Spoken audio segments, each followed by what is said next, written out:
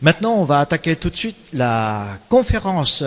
Donc, la conférence sera faite par notre artiste local sanlisienne, c'est Choupawan.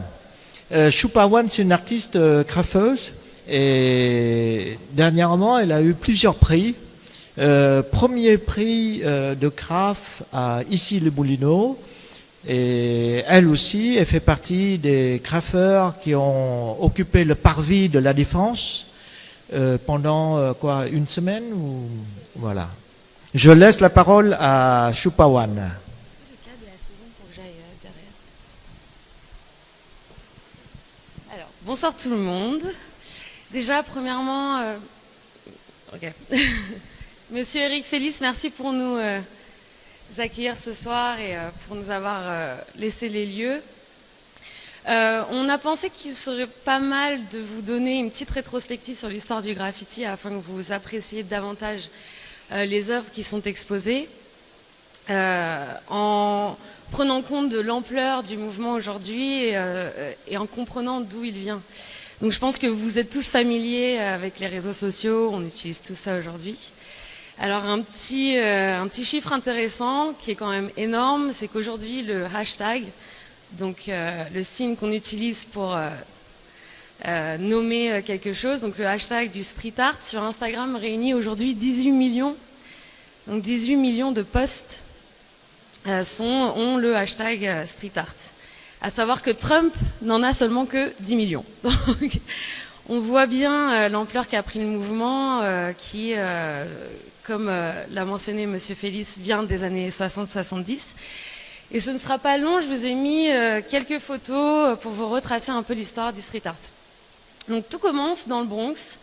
On a une petite explication socio-économique qui explique que les tags sont apparus dans la rue.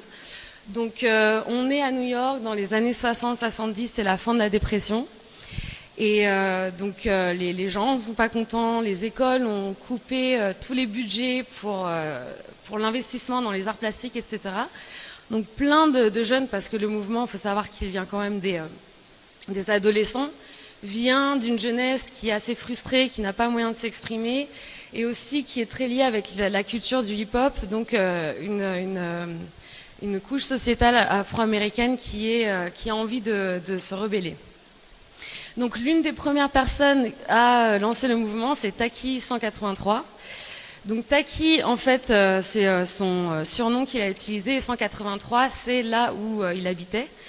Étant coursier à l'époque, il a eu envie de revendiquer son nom et de mettre son blaze, comme on appelle son blaze, partout dans les rues de New York. Donc lui, c'est plus un symbole qu'il a utilisé avec les mots, un symbole qui se rapproche de attirer son attention vers lui-même. Parce que le graffiti, il faut savoir que ça vient donc du grec et que ça veut dire écrire. Et généralement, quand les personnes écrivent dans une place publique, c'est qu'ils ont envie de revendiquer un message qui cherche à soit attirer l'attention sur la personne, soit attirer l'attention sur un message. Donc en fait, on peut considérer le graffiti comme étant un véhicule de communication, soit à travers les mots, soit à travers les images. Donc Taki 183, c'est à travers un mot. Et donc là, vous voyez qu'il écrivait vraiment partout, sur les poteaux, dans le métro. Et on a un autre artiste qui est très connu aussi, Keith Haring, qui lui utilisait le dessin. Donc c'est carrément un langage sémiotique où là, il utilisait les symboles de mort, de naissance, de la vie, qui parlait plus aux gens à travers des images. Donc, comment est-ce que le graffiti est arrivé en France ? Donc, plus tard, plus dans les années 80.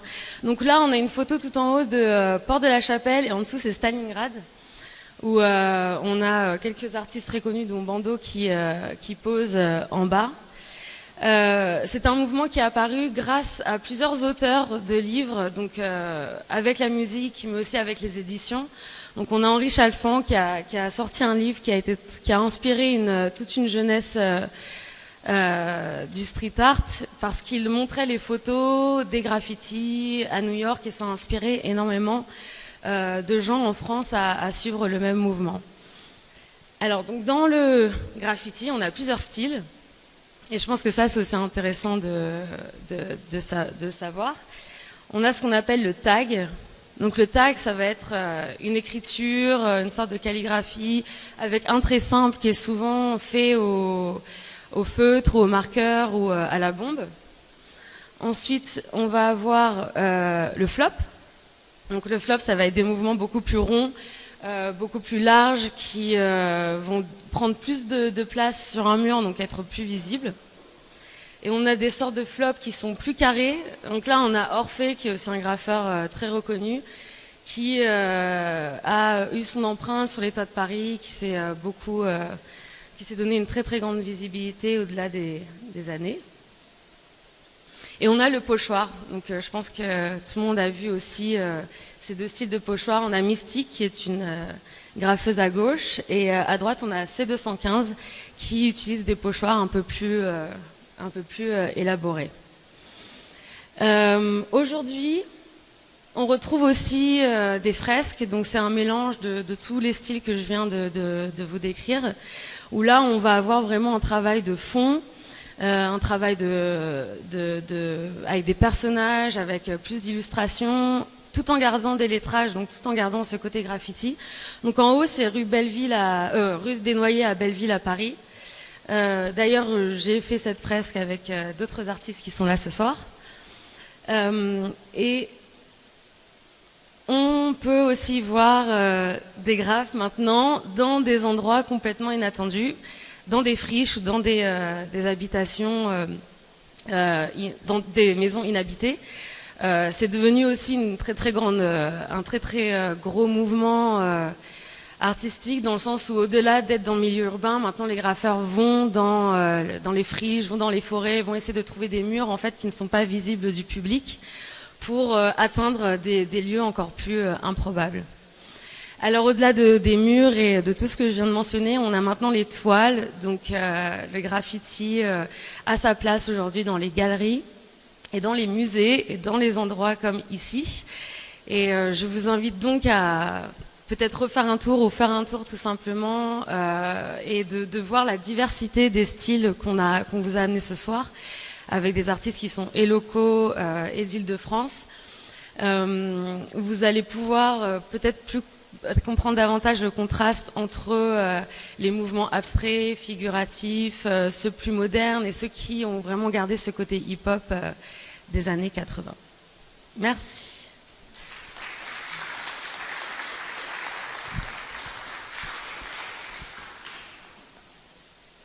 Peut-être que quelqu'un a une question.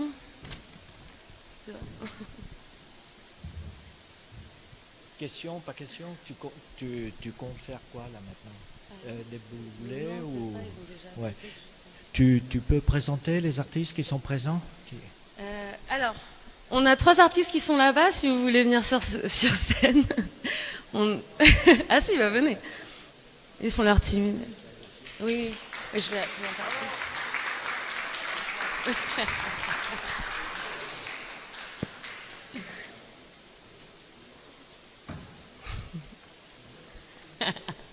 Alors on a ici la mouche qui a fait d'ailleurs la pièce que vous voyez derrière.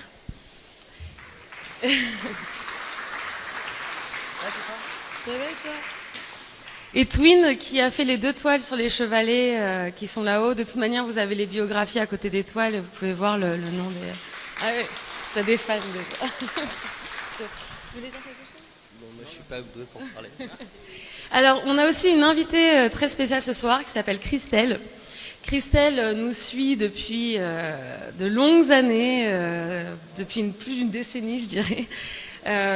Photographe, journaliste, auteur, elle a été témoin de l'évolution du graffiti toutes ces dernières années. Et, elle a d'ailleurs écrit de très très beaux livres qui sont pleins de photos et qui vous donnent un aperçu vraiment de l'évolution du street art et que j'invite à venir sur scène. D'ailleurs, elle vient de sortir son nouveau livre qui est Le bestiaire fantastique du street art.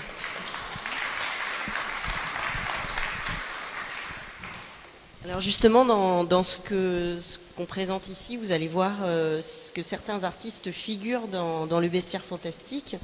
Le Bestiaire fantastique, c'est un livre qui est sorti fin octobre de l'année 2018 et qui en fait va plus porter un focus sur la place de l'animal fantastique spécifiquement dans la rue. Donc vous allez voir que là aussi vous avez une diversité d'interventions, vous avez du pochoir, vous avez du tag, vous avez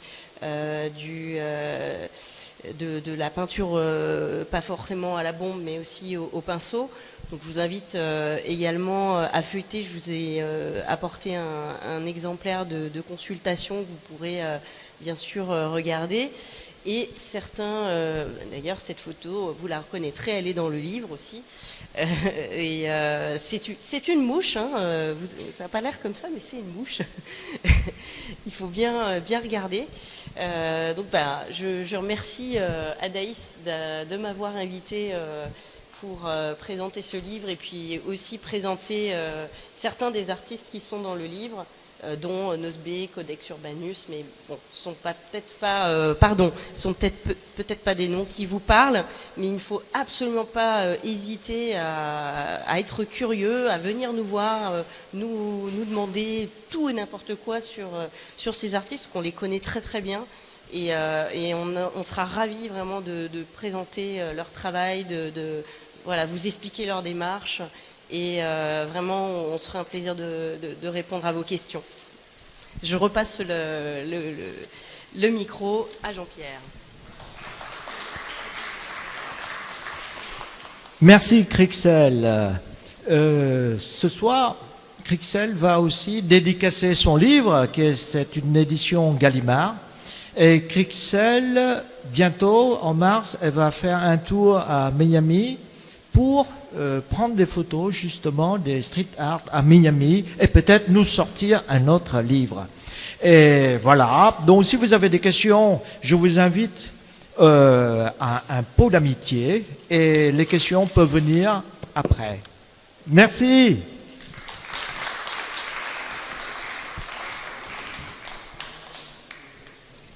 Je suis incapable d'éteindre, si j'appuie sur le bouton.